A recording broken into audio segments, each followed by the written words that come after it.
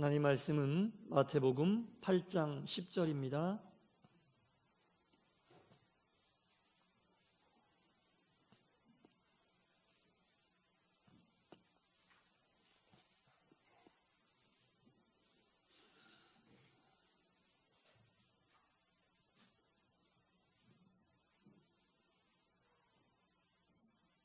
우리 한 목소리로 하나님 말씀을 봉독하겠습니다. 시작. 따르는 자들에게 이르시되 내가 진실로 너희에게 이르노니 이스라엘 중 아무에게서도 이만한 믿음을 보지 못하였노라. 아멘. 할렐루야. 아멘. 여러분 환영하고 축복합니다. 말씀을 들을 때마다 주님께서 우리에게 전하시고자 하는 그 메시지가 무엇인지 깨달음의 지혜가 임하시기를 바라고, 또한 깨달으셨으면 우리의 삶 속에 그것을 잘 적용하실 수 있는 레마의 말씀이 여러분들 가운데 임하기를 다시 한번 축원합니다. 희노애락, 기뻐하고 노여하고 슬퍼하고 즐겁다, 그런 뜻이잖아요. 희노애락. 얼마 전에 TV를 잠깐 스치고 지나가면서 봤는데, 의사였다가 의학 전문 기자로 활동하셨던 분이 TV에 나와서 그런 말씀을 하시더라고요. 희노애락. 사람에게는 몸을 해치려고 하는 나쁜 그런 세포들이 하루에도 무수히 많이 생긴답니다. 근데 그것을 약물로 치료할 수도 있지만 우리가 마음으로 생겨나는 나쁜 세포들을 다 소멸시킬 수도 있다는 거예요. 그래서 그 나쁜 세포들을 소멸할 수 있는 그 마음은 과연 어떤 마음일까? 그래서 희노애락을 이야기하던데, 희는 기쁨이잖아요. 그리고 맨 끝에 락은 즐거움입니다. 사람들 대부분은 희를 좋아한대요. 희, 기뻐하는 것. 그래서 이 기쁨이 뭐냐? 그러면 맨 뒤에 있는 락은 뭐냐? 그럼 희와 락의 차이는 뭐냐? 이런 어떤 이야기들이 진행되는데, 예를 들어 설명하면 이런 거죠. 학생이 열심히 공부를 해서 원하는 그 학교에 입학을 했어요. 기쁠 거 아닙니까? 안 기뻐요? 열심히 공부해서 원하는 학교에 갔으면 기쁘잖아요. 그때 얻는 마음이 기쁨이고, 학교를 다니면서 좋은 선생님, 좋은 친구들과 함께 계속 학교 생활을 행복하게 하는 게 락이라는 거죠. 그래서 희는 순간적인 기쁨일 경우가 많다는 겁니다. 순간적인 기쁨, 여러 가지 예를 들어 지금 제가 말씀드린 대로 합격의 기쁨도 순간적이지만, 사실 더 중요한 거는 그렇게 들어간 학교에서 좋은 사람들을 만나서 즐겁게 학교 생활하는 게 더 중요하다는 거죠. 근데 사람들은 대부분 이 희에 집중한다는 거예요. 제가 그 얘기를 듣고, 우리가 신앙생활하면서 하나님께 드리는 그 기도들도 대부분 이 희를 원하는 것이 아닌가. 더 단편적으로 아주 임팩트 있게 말씀드리면, 로또에 당첨되는 거는 희. 그 당첨된 금액을 가지고 행복하게 사는 게 락. 그런 거죠. 근데 안타깝게도 로또에 당첨된 분들의 이렇게 알려진 얘기들을 들으면 다 그렇다는 건 아니지만, 당첨된 희만 느끼고 락의 생활은 별로 못 느꼈다는 얘기죠. 그래서 우리가 신앙생활을 할 때도 말입니다, 여러분. 희에 대한 그런 어떤 것들을 위해서 기도할 수도 있겠지만, 그 희가 온전히 락으로 잘 자리 잡고 삶에서 우리가 즐겁게 신앙생활하는 것이 더 행복한 일이 아닌가라는 생각이 들었습니다. 그래서 희도 좋지만 우리가 즐거움, 꾸준함, 이런 어떤 그 락의 그런 즐거움도 우리 신앙생활의 중요한 요소이고, 하나님께 또 기쁨만을 위한 기도가 아니라 즐거움을 꾸준히 가지고 신앙생활할 수 있는 기도도 여러분들이 반드시 해야 될 기도가 아닌가 싶어서 서두에 말씀드렸습니다. 오늘 본문 마태복음 8장, 마태복음 8장인데, 여기에 보면은 가버나움이라고 하는 곳에 있던 백부장 얘기가 나옵니다. 이 백부장 집에 하인이 있었는데, 하인이 말씀해 보니까 중풍병에 걸렸대요. 근데 보통 이때 당시에 주인과 하인의 사이는 뭐 그냥 무수히 많은 하인 중에 한 명이 아프다. 그러면 그냥 뭐 의원들 불러서 진찰하고 약을 먹여서 병을 고쳐주면 되는데, 이 백부장은 너무나 사랑이 많았던 사람인 것 같아요. 그때 당시에 소문을 들어보니까 예수님이라고 하는 분이 어떠한 병도 고쳐주고 그렇게 한다더라. 그리고 그분을 찾아가면 다 쉽게 고침받을 수 있다더라. 이런 소문을 듣고 이 백부장이 직접 아내도 아니고 아들도 아니고 하인, 종을 위해서 예수님을 찾아갔어요. 예수님께 상황을 설명하는 거죠. 예수님, 저희 집 하인이 중병, 요즘도 중병이지만 그때 당시엔 얼마나 더 큰 병이었겠어요. 중풍병에 걸렸습니다. 좀 고쳐주십시오. 그러니까 이 사람 보니까 예수님이 너무 진실해 보이는 거예요. 그리고 하인을 위해서 주인이 일부러 예수님을 찾아오기는 쉽지 않은데, 그러니까 예수님이 그 사람의 진실을 알아보시고 오케이, 내가 고쳐주마. 가자, 너희 집으로. 그랬더니 백부장이 뭐라 그래요? 아니에요, 예수님. 저희 집까지 오실 것도 없습니다. 그냥 이 자리에서 내 하인을 낫게 해달라고 한마디만 해주시면 제 집 하인이 나을 것 같습니다. 저는 그걸 믿고 있습니다. 그러니까 우리 예수님께서 그 백부장의 그 고백을 듣고 하신 말씀이 오늘 본문이라는 거죠. 제가 본문을 다시 한번 읽을게요. 예수께서 들으시고 놀랍게 여겨 따르는 자들에게 이르시되 내가 진실로 너희에게 이르노니 이스라엘 중 아무에게도 이만한 믿음을 보지 못하였노라. 이 백부장의 믿음에 대해서 예수님께서 엄청 크게 축복해주고 계시는 말씀입니다. 이런 사람을 내가 이런 믿음 보지 못했다. 누가복음 18장 8절에 봐도 이런 예수님의 말씀이 나옵니다. 인자가 올 때에 세상에서 믿음을 보겠느냐. 보세요.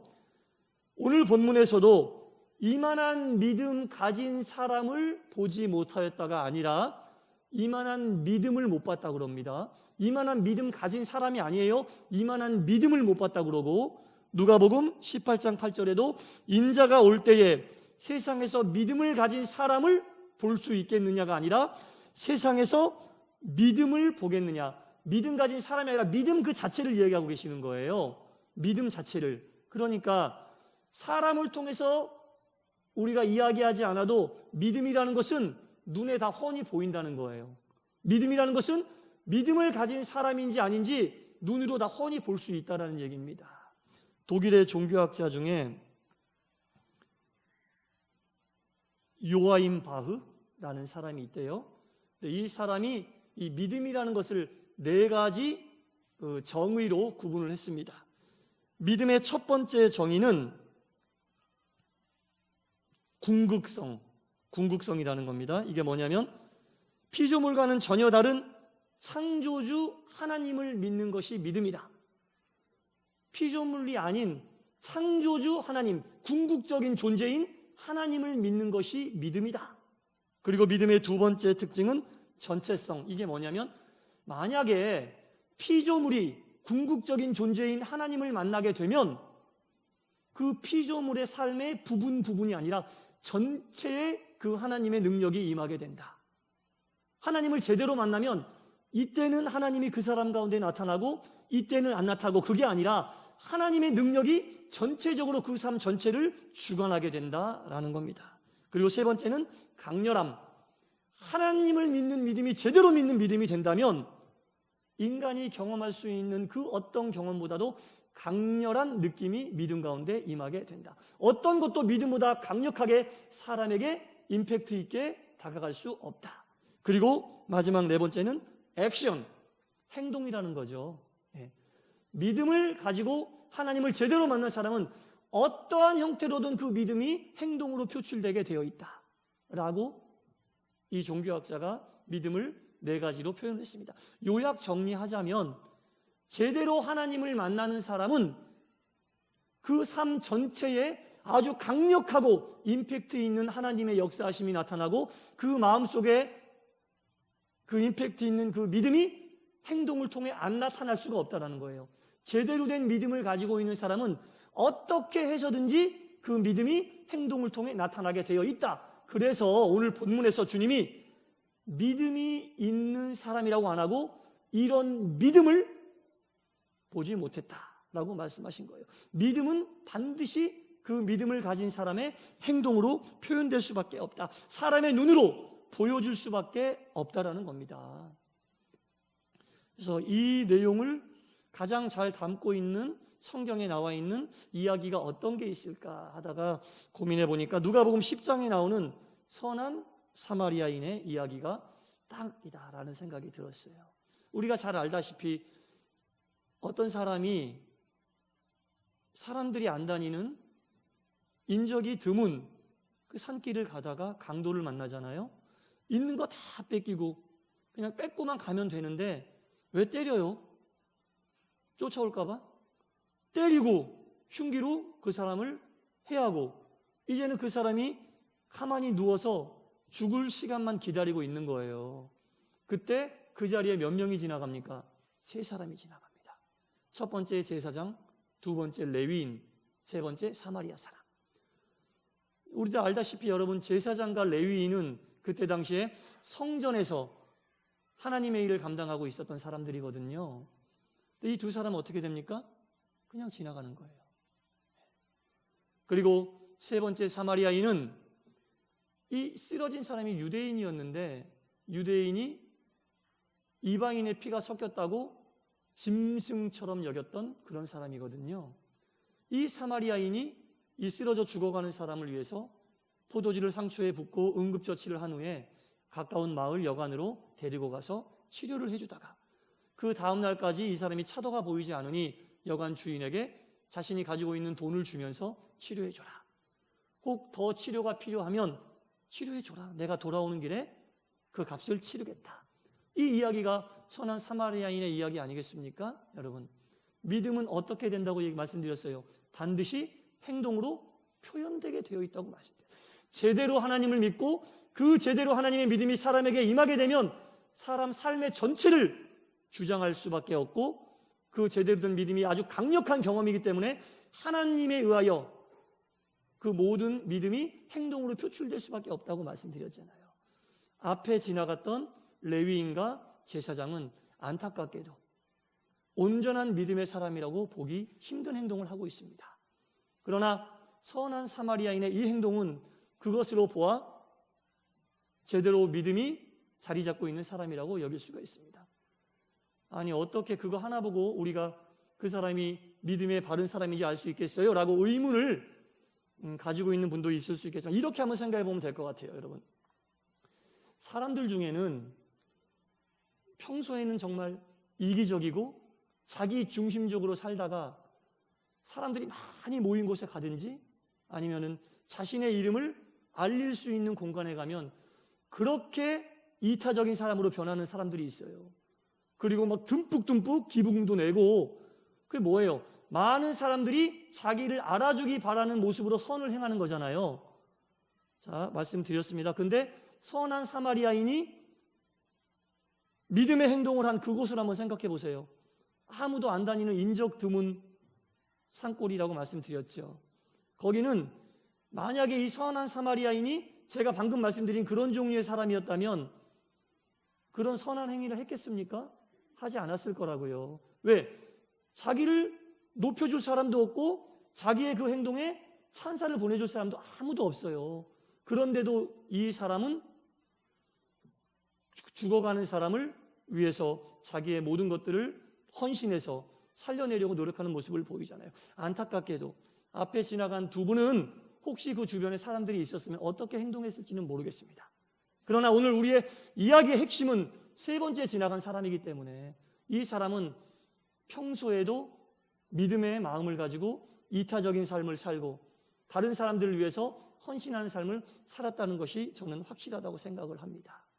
아무도 보이지 않는 그곳에서 자신이 가지고 있는 모든 것을 헌신해서 그 사람을 살리려고 했던 그 모습을 볼 때 이 사람의 평소의 행동 가짐이 어떠한 것인지 우리가 짐작할 수 있지 않겠습니까, 여러분? 여러분, 하나님을 제대로 만나고 믿음이 자리 잡은 사람들의 그 행동, 믿음의 행동은요, 점이 아니에요.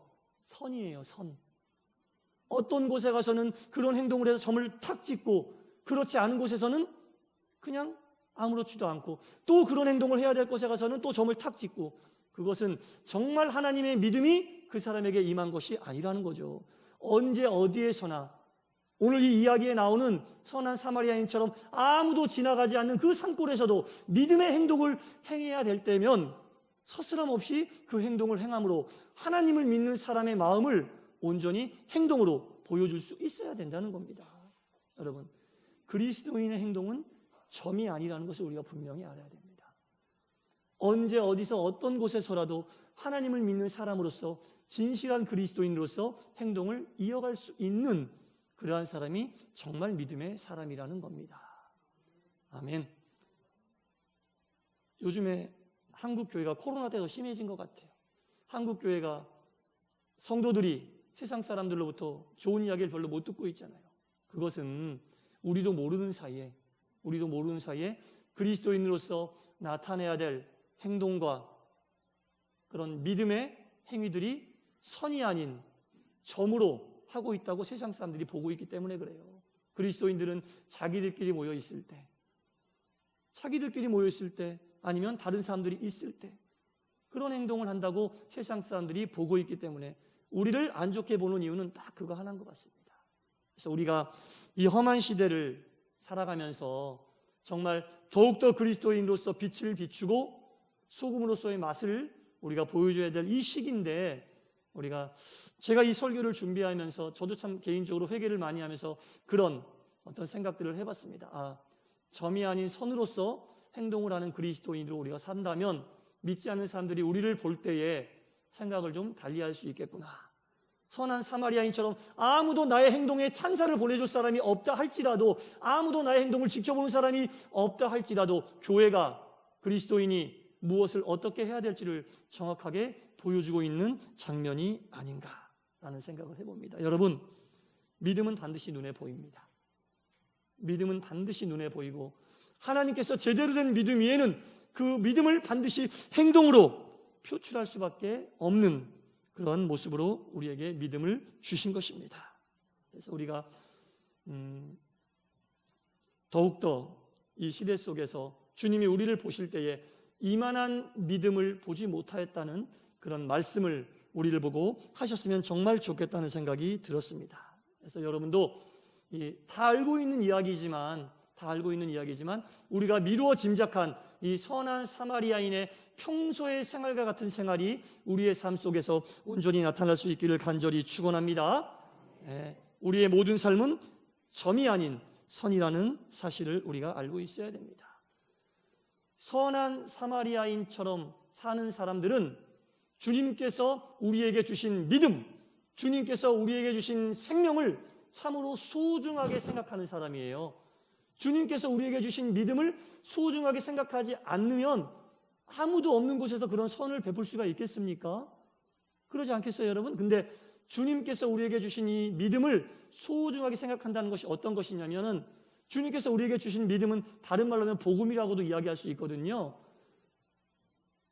안타깝게도 이 사마리아인의 비유에 나온 앞에 두 사람은 그 복음을 조금은 값싸게 여겼던 것 같아요. 이게 무슨 말이냐면은, 얼마 전에 그 TV에서 유행했던 의학 드라마를 제가 봤는데, 거기에 이런 장면이 아주 인상 깊었습니다. 아버지가 간이 안 좋아서 병원에 갔는데 이식을 해야지 살 수 있다고 그랬어요.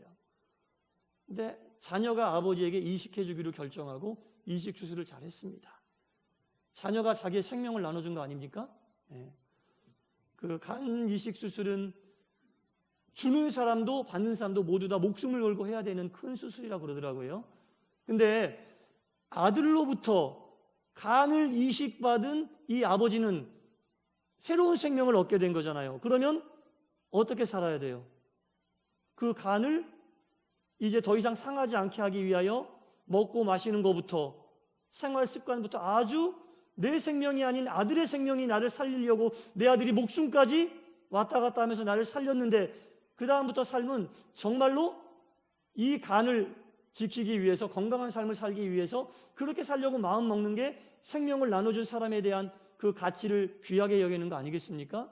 그런데 그 의학 드라마에서 안타깝게도 그 아버지가 간이 또 안 좋아져가지고 재수술 받지 않으면 안 될 상황이 됐더라고요. 여러분, 예수님께서 우리에게 당신의 생명을 나눠주셨어요. 그러면 그 생명을 나눠받았다고 우리가 늘 고백하잖아요. 그러면 그 생명을 나눠받은 우리는 어떻게 살아야 됩니까? 그 선한 사마리아인의 이야기에 나오는 앞에 두 사람처럼 살아야 됩니까? 사마리아인처럼 살아야 됩니까? 우리가 값싼 복음이라는 것은 예수님이 나에게 주신 그 생명을 나 혼자 구원받고 땡, 예수님이 나에게 그 생명 주신 가치와 의미를 생각하지 않고 사는 사람이에요. 하지만 나에게 나눠주신 생명을 정말로 귀하게 여기고 그 생명을 정말 값비싸고 가치 있게 여긴다면 우리가 어떻게 살아야 될지는 답은 딱 나와 있는 거 아니겠습니까? 그렇죠. 값싼 복음이 아닌 값비싼 생명과 값비싼 복음으로 우리 주님께서 우리에게 나눠주신 이 생명과 복음과 이 귀한 것을 우리가 값비싸게 여긴다면 우리가 주님을 따라 주님께서 우리에게 바라고 원하시는 것이 무엇인지 알고 그 뜻대로 살아가야 된다는 겁니다. 그게 정말 그리스도인들이 믿음으로 살아가는 길이라는 겁니다. 그래서 우리가 주님께 나누어 받은 그 생명을 가지고 우리가 살고 그것이 우리 신앙의 목표 아닙니까, 여러분? 그래서 진실한 믿음을 가졌다는 것은 우리에게 생명을 나눠주신 주님의 마음을 헤아리고 그 귀한 생명을 참으로 소중하고 값비싸게 여기며 내가 부여받은 이 생명을 가지고 어떻게 살아야 할 것인가, 내 자신에 대해서 나는 어떻게 살아야 되고 내 주변에 대해서 내가 어떻게 살아야 되고 그리스도인으로서 이 세상에서 어떻게 살아야 할지를 늘 생각하고 고민하면서 주변 사람들의 눈은 두 번째 중요한 거고 나에게 생명을 나눠주신 그분을 생각하면서 그 귀한 나눠주신 것의 생명의 가치를 늘 높이기 위하여 사는 것이 이 시대를 살아가는 그리스도인들의 삶의 모습이 아닌가라는 생각을 해봤습니다. 그래서 우리가 주님께서 나눠주신 생명을 가지고 이 세상을 살아가는 한 그 생명을 참으로 귀하게 여기고 그 생명을 통해 다른 생명을 살리는 소중한 역할을 감당하시는 여러분 되시기를 간절히 축원합니다. 기도하겠습니다. 하나님, 우리는 그동안 이 땅을 살면서 예수님을 믿으면서 나에게 생명을 나눠주신 주님을 입으로 늘 고백했습니다. 그러나 그 생명은 더 이상 흘러가지 못하고 나에게서 멈추져 있었습니다. 주님께서 나에게 생명을 나누어 주셨을 때 정말 바라고 원하시는 것이 무엇이었는지 생각해 보지도 않고 고민해 보지도 않았습니다. 그냥 그 믿음은 나에게서 끝이 났습니다. 주여, 하지만 오늘 주님께서 우리로 하여금 깨닫게 하셨습니다. 주님께서는 아무런 값도 없이 아무런 대가도 없이 주셨지만 그 생명을 부여받은 우리는 주님께서 주신 그것을 값싸게 여기지 않게 하시고 귀하게 여기게 하시사 그것으로 인하여 주님께서 우리에게 주셨던 것처럼 다른 사람들에게 생명을 나누며 이 세상에 빛이 되고 소금의 역할을 감당하는 그리스도인으로서 살기 위하여 최선의 노력을 다하는 귀한 믿음의 길, 경건의 길, 의의 길을 가게 하여 주시옵소서. 그리하여 주님께서 우리를 보실 때 이만한 믿음이 없었다는 은혜로운 칭찬이 있게 하여 주옵소서. 예수님 이름으로 기도드리옵나이다. 아멘.